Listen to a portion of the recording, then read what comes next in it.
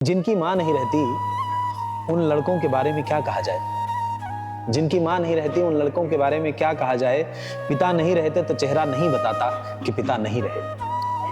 पिता नहीं रहते तो चेहरा नहीं बताता कि पिता नहीं रहे, लेकिन मां नहीं रहती तो चेहरा बता देता है कि मां नहीं रहती।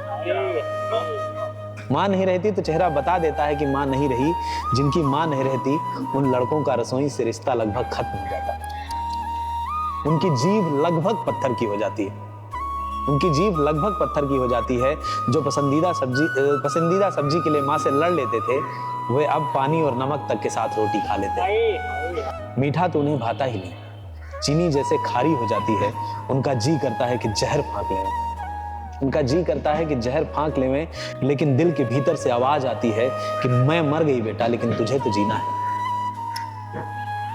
कभी बड़ी बहन में, कभी छोटी बहन में, कभी अपनी दोस्त में, कभी अपनी प्रेमिका में मां ढूंढते हैं लड़के, जिनकी मां नहीं रहती। लेकिन हर बार वे नाकाम हो जाते हैं, क्योंकि मां के अलावा कहीं नहीं हो सकती, कोई नहीं हो सकती। और विडंबना यह है कि मां अब नहीं रही। विडंबना यह है कि मां अब नहीं रही। याद आती है मां जब अकेले चाय बनाते हैं लड़के। सुनना कविता कहता है, मां याद आती है जब चाय बनाते हैं अकेले लड़के, जब मैगी उबालते हैं। सोचते हैं ऐसी ही किसी आग में झोंक आए थे मां को।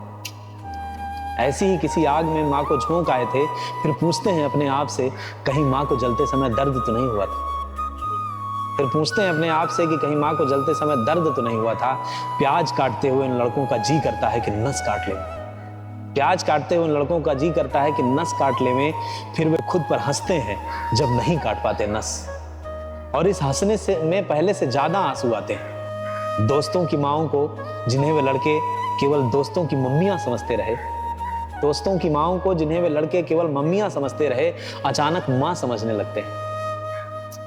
अचानक मां समझते लगते हैं। दोस्तों की माएं जब जिक्र करती उनकी माओं का, दोस्तों की माएं जब जिक्र करती उनकी माओं का, तो वे लड़के उन आंटियों को गले लगाना चाहते हैं, पर लगा नहीं पाते। इतने भावुक होते हैं वे लड़के जिनकी मां नहीं रहती कि किसी की भी मां का शरीर शांत हो जाए, किसी की भी मां का शरीर शांत हो जाए तो सबसे पहले पहुंचते हैं दाह संस्कार में। शादी भी करते हैं वे लड़के। यहां से सुनना कविता कि शादी भी करते हैं वे लड़के जिनकी मां नहीं रहती, लेकिन वह दहलीज सूनी होती है जहां आरती लेके शायद मां खड़ी होती। तिलक तो फिर भी लगता है कोई काकी ताई करती है नेकचार, लेकिन वह बात कहां रहती है जो मां की तिलक में रहती है। क्योंकि तिलक लगाने के बाद मां की तरह गाल नहीं खींच सकती कोई काकी या ताई। सारे त्योहार मिट्टी में मिल जाते हैं। होली पर फिर जाता है काला रंग। दिवाली पानी से भीग कर सीली हो जाती है। मकर संक्रांति पर दिल में इतनी तेज हवा चलती है कि टूट जाती है धागे से पतंग। माझा छील देता है उम्मीदों की उंगलियां। रक्षाबंधन पर बहनें जब घर आती हैं, ये सुनना पड़ता है। कहता है कि रक्षाबंधन पर जब बहनें घर आती हैं तो मां की तस्वीर के आगे रोती है। भाई लाचार सा देखता है चुपचाप। वे लड़के जिनकी मां नहीं रहती, उन्हें सौंपना चाहता हूं अपनी जीवित मां। उसके नंबर इनबॉक्स करना चाहता हूं उन्हें, और कहना चाहता हूं कि जब तक मेरी मां जिंदा है तब तक यह कभी मत समझना कि तुम्हारी मां नहीं रही। मेरी मां, तुम मुझे कितना चाहो डांट लो, झगड़ो, पीटो, लेकिन मुझे छोड़कर कभी मत जाना। कि मैं तेरा जवान लड़का अब भी तेरे आंचल से पहुंचना चाहता हूं अपने हाथ, पैर और खाने की थाली। अब भी तेरे आंचल से पहुंचना चाहता हूं हाथ, मुंह, पैर और खाने की थाली। मेरी मां, मेरी इस कविता में जिन लड़कों का जिक्र है, तू उन्हें अपना आशीष दे कि वे अपनी माओं के बिना भी खुश रह सकें।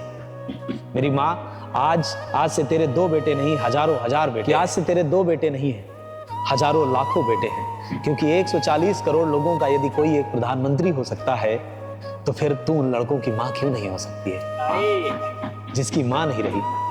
मेरी मां, इतने सारे सरों पर अपने दोनों हाथ एक साथ रख और उनके आंसू पोंछ, जो अब भी विश्वास नहीं कर पा रहे कि इन्हीं दुर्भाग्यशाली हाथों से उन्होंने दी नदी जैसी माओं को आग, कि इन्हीं हाथों से उन्होंने फोड़ा कपाल पंडित के कहने पर, उसमें गाय का देसी घी डाला। अपनी गाय जैसी सीधी सरल मां को राख करने के लिए। मेरी मां, आज तुझे मैं निजी मां से इस जगत की जगत माता करता हूं। यही वह 17वां हिंदू संस्कार है जिसका कहीं किसी शास्त्र में कोई वर्णन नहीं। बहुत अद्भुत।